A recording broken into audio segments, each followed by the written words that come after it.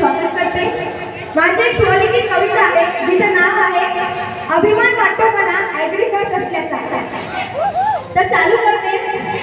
ती कविता अशी आहे की बालपणीच्या हिंदूत कल्या 12वी आम्ही पास झालो।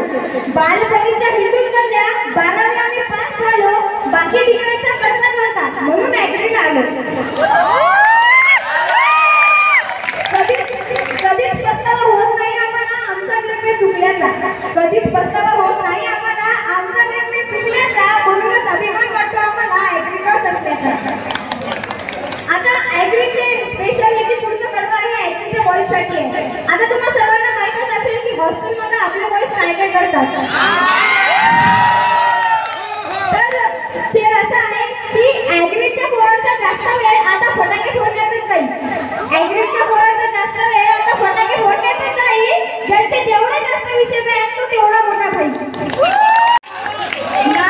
नाद करू नका आमचा कारण हा माज आहे गोष्टी कट्टर भेटल्याचा। नाद करू नका आमचा कारण हा माज आहे गोष्टी कट्टर भेटल्याचा। म्हणूनच अभिमान वाटतो आम्हाला ॲग्रीकॉस असल्याचा।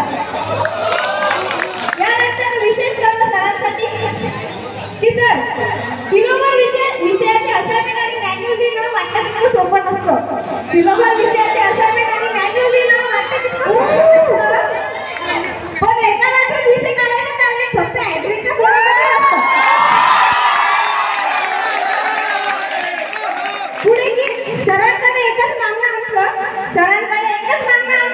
कॉलेजला रेग्युलर येत नसलो तरी पेपरला मात्र बसू द्या। कॉलेजला रेग्युलर येत नसलो तरी पेपरला मात्र बसू द्या। दिन रात नमस्कार घालतो तुम्हाला आमच्या मीरच्या माणसांचं लक्ष असू द्या।